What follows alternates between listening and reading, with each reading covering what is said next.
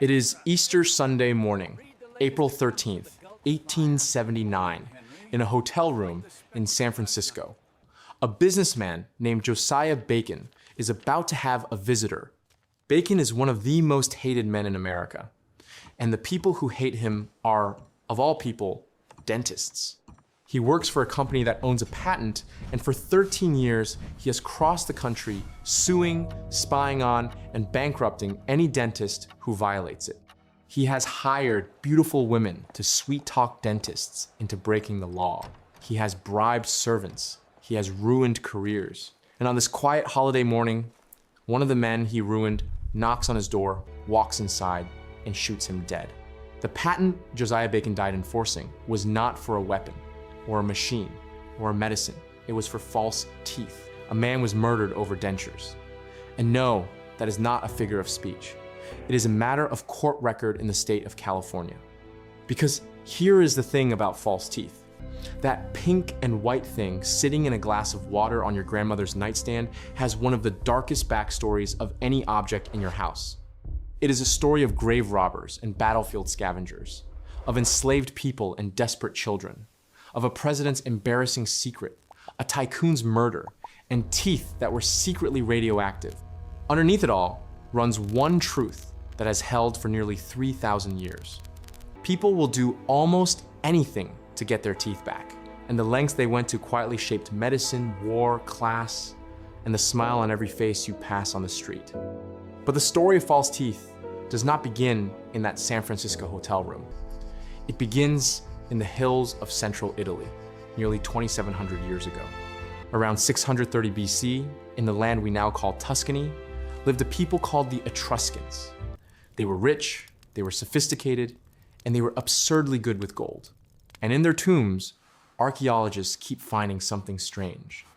Delicate bands of gold wire, sized to wrap around human teeth, holding replacement teeth in place. These are the oldest dental bridges ever found, the first false teeth in human history. And here is your first surprise. They were not medical devices, they were jewelry.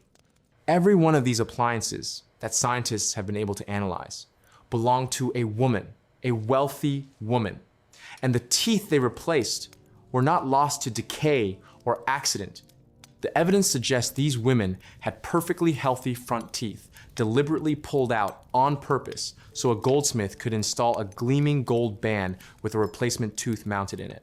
Not a dentist, a goldsmith. Because that is what this was, a grill. The first false teeth ever made were a status symbol, a way for elite Etruscan women to flash their wealth across a banquet hall. Humanity's relationship with fake teeth did not begin with pain. It began with vanity. The Romans, who eventually swallowed the Etruscans whole, kept the habit, wiring teeth together with gold, and their writers made fun of the results. The poet Martial wrote a little dagger of a poem about two women, one with black teeth and one with gleaming white ones. The white ones, he explained, were store-bought. And then, for the better part of 1,000 years, the story goes quiet. Through the medieval period, if your teeth rotted, and they did rot, the man who dealt with it was probably your barber, or the blacksmith, or a traveling tooth puller working a market square with iron pliers in an audience. The prevailing scientific theory, and I use both words loosely, was that decay was caused by a tiny worm living inside your tooth. Replacement teeth barely existed. You lost your teeth, your face collapsed inward, and that was your life. Which makes what happened next in Japan almost unbelievable. Here is the part almost everyone gets wrong. Ask anybody about wooden false teeth, and they will tell you about George Washington. We will get to him, and I promise you the truth is so much worse than wood. But wooden dentures were real. They just belonged to the other side of the planet. In the early 1500s, Japanese craftsmen, the same tradition of hands that carved Buddha statues and no masks, began carving complete sets of false teeth out of boxwood. They took an impression of the patient's gums in softened beeswax, carved the wood to match it exactly, and produced a denture that stayed in place through pure suction against the roof of the mouth. The oldest surviving set belonged to a Buddhist priestess named Nakaoka-te, who died in 1538, and whose temple kept her dentures as a treasure. Modern researchers have rebuilt these wooden dentures with period tools, and they actually work. You can chew with them. That suction principle is the same one modern dentures use today, and Japan figured it out roughly 300 years before Western dentistry did. Europe, meanwhile, was still blaming toothworms. But Europe was about to develop a problem that would drag it, kicking and screaming, into inventing modern false teeth. That problem was sugar. Starting in the 15 and 1600s, sugar poured into Europe from colonial plantations, and the rich could not get enough of it. Their teeth paid the price because nobody yet understood the connection. Queen Elizabeth I of England loved sugar so much that, according to a German visitor who saw her up close in 1598, her teeth had turned black. Some English ladies of the court, as the accounts go, even blackened their own teeth artificially because rotten teeth meant you were rich enough to afford sugar. Read that again. Tooth decay became a fashion statement before anyone thought to fix it. But fashion or not, the teeth still fell out. And now there was an enormous, wealthy, toothless customer base with money to spend and dinner parties to attend. The market for false teeth was born, and it was about to create an entire profession. Enter a Frenchman named Pierre Fauchard. Fauchard started out as a Navy surgeon's apprentice, watched sailors' mouths get destroyed by scurvy, and became obsessed. In 1728, he published a massive book called The Surgeon Dentist, and with it, essentially invented dentistry as a profession. He described how to fill cavities, how to straighten teeth, and, crucially for our story, how to build dentures, carved from ivory or bone and held in with metal springs. Before Fauchard, toothwork was a side hustle for barbers and jewelers. After him, it was a science. One man, one book, one profession. There was just one problem with the beautiful ivory dentures the new dentists were making. Ivory rots, slowly, warmly, inside a human mouth. Elephant and walrus and hippopotamus ivory softens, stains, and begins to stink. The dentures of a wealthy 18th century gentleman could be smelled across a dinner table. Everyone agreed the best material for false teeth, the material that looked right, wore right, and lasted, was other people's real teeth. Sit with that for a second, because this is the part of the story where things get dark, and they are going to stay dark for a while. Where do you get human teeth? In the 1700s, there were 3 sources, and each one is worse than the last. The first was the living poor. Dentists placed newspaper ads offering a couple of guineas per healthy front tooth, and desperate people, very often children and teenagers, sat down and had good teeth pulled out with no anesthetic for pocket money, and walked away disfigured for life.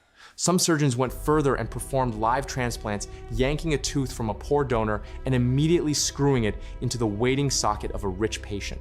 The great London surgeon John Hunter championed the technique. It mostly failed. Worse than failed, actually, because along with the tooth, the donor sometimes passed along disease. There are accounts of patients contracting syphilis from their brand new teeth. The second source was the dead. Grave robbers, the so-called resurrection men, dug up fresh corpses to sell to medical schools and pulled the teeth first because the teeth were sold separately to the dentists, and honestly, the teeth were often the most profitable part of the body. Your dentures might contain the front teeth of a hanged criminal, and your dentist absolutely was not going to tell you that. And the third source was war. June 18th, 1815. The Battle of Waterloo, Napoleon's last stand.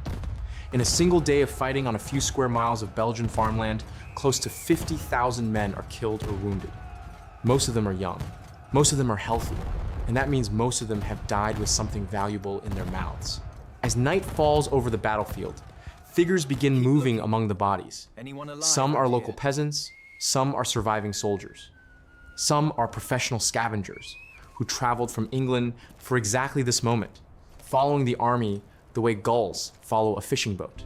They take weapons, watches, boots, and then, kneeling over the dead in the dark, working with pliers, they take the front teeth. Molars are too much trouble to pull. Just the front teeth, the pretty ones, the ones that show when a wealthy woman in London smiles. There were so many teeth harvested from that one battlefield that they were shipped across the channel in barrels. Barrels. The market was flooded, and dentures made from dead soldiers' teeth kept turning up for decades. In fact, one American dentist, Levi Spear Parmley, the man who invented dental floss, wrote in 1819 that he personally possessed thousands of teeth taken from bodies that had fallen in battle. We call them Waterloo teeth today, and here is the wry little twist. The customers back then may not even have known. Some dentists reportedly spun the battlefield origin as a selling point, and you can almost follow the logic. Better a tooth from a healthy young man, cut down in his prime, than one plucked from a diseased corpse in a churchyard. That was the actual sales pitch. And the trade did not end at Waterloo. Decades later, during the American Civil War, the harvest resumed. And once again, teeth crossed the Atlantic by the barrel to fill English mouths. The men who died at Waterloo did not know they would spend the next 30 years smiling in London drawing rooms. They were doing it anyway. If this story is doing to you what it did to me when I first went down this rabbit hole, take 1 second and hit subscribe, because this is exactly the kind of history we dig up on this channel every week. And the second half of this one includes a president, a murder, and radioactive grandmothers. Now, about that president, you have heard your whole life that George Washington had wooden teeth. He did not. Not one splinter of wood ever sat in that man's mouth, and the real inventory of what did is so much stranger. Washington's dental life was a slow motion catastrophe. He lost his first tooth at 24, and by the day he was sworn in as the first president of the United States, in 1789, he had exactly one natural tooth left in his head. One.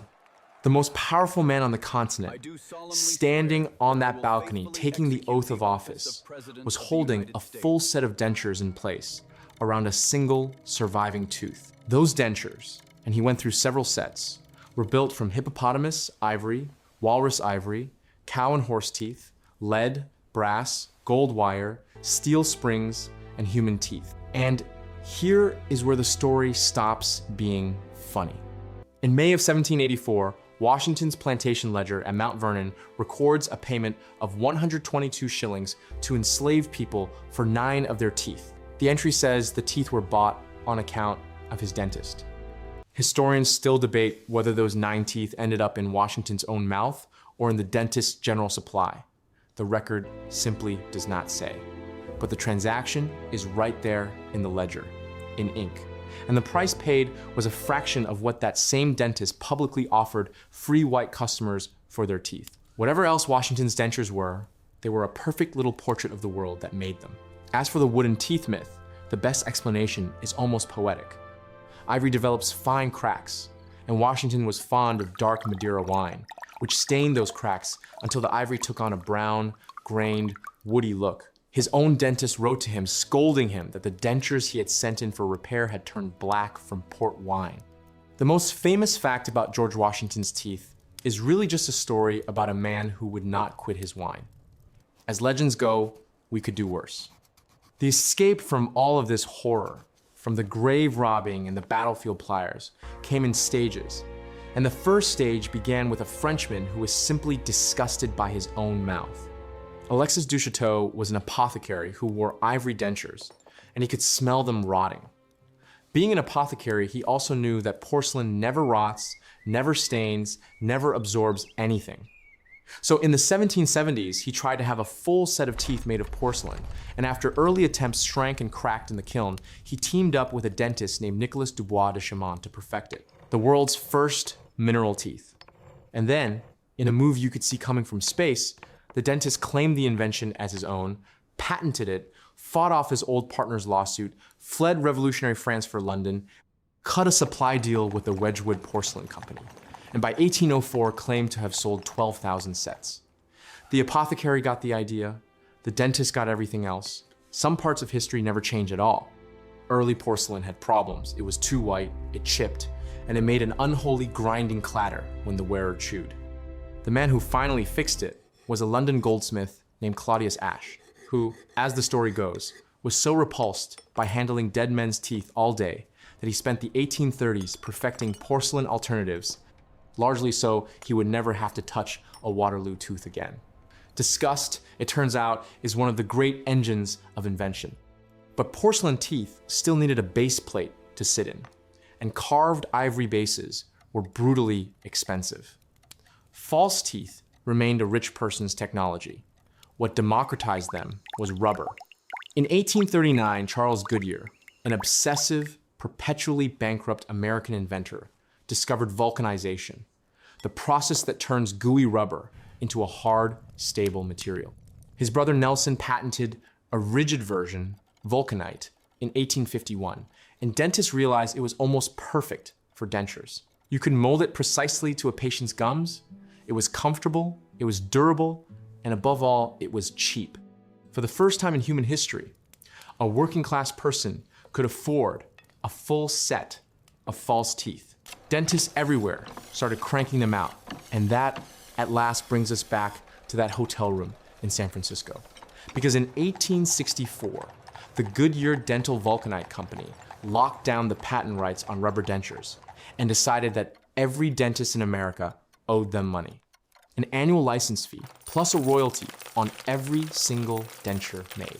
The man they put in charge of collection was their treasurer, Josiah Bacon, and Bacon went at the job like a man possessed. He crisscrossed the country filing lawsuits.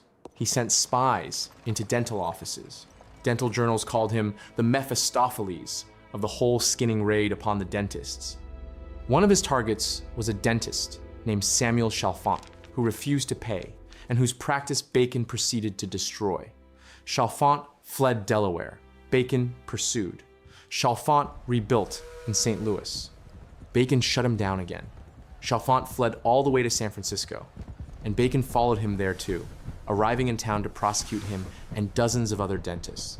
On Easter Sunday, 1879, Chalfant went to Bacon's hotel room. He later claimed he came to surrender, to negotiate, to finally pay up, and that the gun went off in the heat of the argument. What is certain is that he brought a gun to a settlement talk, and that Josiah Bacon did not leave the room alive. Chalfant turned himself in, was convicted of second-degree murder, served less than 6 years, was pardoned, and went right back to practicing dentistry in San Francisco, one block from the scene of the crime, where the city quietly forgot the whole thing. And the Goodyear Company, after Bacon's death, it essentially stopped enforcing the patent and let it lapse 2 years later. No one else volunteered to be shot over rubber. The one murder in history committed over false teeth is also, arguably, the reason dentures got cheap. And this is the part where you catch yourself almost rooting for the dentist. The 20th century, mercifully, traded pliers for chemistry. In 1928, acrylic resin arrived, the smooth pink plastic that still forms most denture bases today, and by the 1940s, it had swept vulcanite aside. But cheap materials did not mean healthy mouths, and the scale of tooth loss in the early 20th century is almost impossible to believe now. In Britain, well into the 1930s, some working-class families marked a daughter's 21st birthday, or her wedding, with a very special gift. They had all of her teeth pulled out and replaced with dentures. As a present, the logic was brutal, and sound, a lifetime of dental pain and dental bills, ended in one appointment. Cheaper for her future husband too, a full clearance they called it, happy birthday. Then, in July 1948, Britain launched its National Health Service, and for the first time, dental care was free. What happened next stunned everyone. The country stampeded. Dentists who used to see 15 patients a day were suddenly seeing 100. It became known as the Denture Dash. In the first 9 months of the NHS, British dentists supplied over 33 million artificial teeth. 9 months, 33 million teeth. The bill blew past every projection so violently that within a few years, the government slapped a charge on dentures, the very first crack in the promise of free care, and Aneurin Bevan, the founding father of the NHS itself, resigned over it. False teeth did not just embarrass a president. They drew first blood on the most beloved institution in Britain. And while all of this was happening, in a lab in Sweden, a young researcher was about to make dentures obsolete, entirely by accident. In 1952, Per Ingvar Brånemark was studying blood flow in bone. His method involved screwing a small titanium chamber into the leg bone of a rabbit, watching the circulation through it, then unscrewing it when the experiment was done, except the chamber would not come out. The rabbit's bone had fused to the titanium, grown into it, bonded with it, as if the metal were part of the skeleton. Brånemark realized this was not a problem. This was the discovery of a lifetime. If bone bonds to titanium, you could anchor a false tooth directly into a human jaw, permanently. He called it osseointegration. And in 1965, he installed titanium implants into the jaw of a Swedish man named Gustav Larsson, who had been born with severe jaw deformities and had no lower teeth at all. Larsson chewed with those implants for the rest of his life, over 40 years. The scientific establishment, naturally, spent decades ridiculing Brånemark before finally admitting he was right. He had a line he liked to repeat, and it might be the best mission statement in the history of medicine. No one should die with their teeth sitting in a glass of water. Which brings us to today, and the sheer invisible scale of this thing. Around 40 million Americans wear dentures right now. Some 36 million Americans have no natural teeth at all. Surveys across several countries suggest roughly 1 in 5 adults wears false teeth in some form. Look around a crowded room and do the math. A meaningful slice of every smile you have ever been given was manufactured, and you almost certainly never noticed, which is, of course, the entire point of the product. But this next part catches everyone off guard. If your grandmother got porcelain false teeth or crowns anywhere between the 1940s and the mid-1980s, there is a real chance her smile was radioactive. And no, that is not a figure of speech either. Natural tooth enamel fluoresces. It glows softly white under ultraviolet light. Plain porcelain does not. So under the wrong lighting, old fake teeth look flat and dead. The fix, patented in 1942, was to mix a small amount of uranium into the dental porcelain, because uranium fluoresces beautifully and survives the kiln. For 4 decades, manufacturers quietly baked uranium into millions of false teeth, dosing people's mouths with several times normal background radiation. And the punchline is that it did not even work properly. Under ultraviolet light, some of these teeth glowed not white, but red or bright yellow. Somewhere out there in the 1970s, a grandmother walked past a black light at a disco and lit up like a warning sign. Regulators finally pulled the plug in the mid-1980s. If you have ever wondered what it took for humanity to stop putting uranium in its mouth, the answer is roughly 40 years. So, retrace it with me. All the way back, gold bands glittering in the teeth of Etruscan women who pulled healthy teeth to look rich. Boxwood dentures carved for a Japanese priestess, centuries ahead of the world. Sugar rotting the smiles of queens until black teeth became a flex. One French book that invented an entire profession. Children selling their teeth for pocket change. Corpses giving up theirs for free. 50,000 men dead at Waterloo, and barrels of their teeth sailing home to England. A president holding his denture steady on one last tooth, with the teeth of enslaved people in the ledger books of his estate. A porcelain breakthrough stolen from the man who imagined it. A rubber patent enforced until it ended in a hotel room with a body on the floor. 33 million teeth handed out by a brand new health service in 9 months. A rabbit that refused to give back a piece of titanium and changed everything. And 40 years of uranium smiles, glowing gently in the dark. People will do almost anything to get their teeth back. They always have. The only thing that changed, century by century, was what and who they were willing to take them from. So tonight, if you happen to pass a glass of water with a set of teeth resting quietly at the bottom, give it a nod of respect.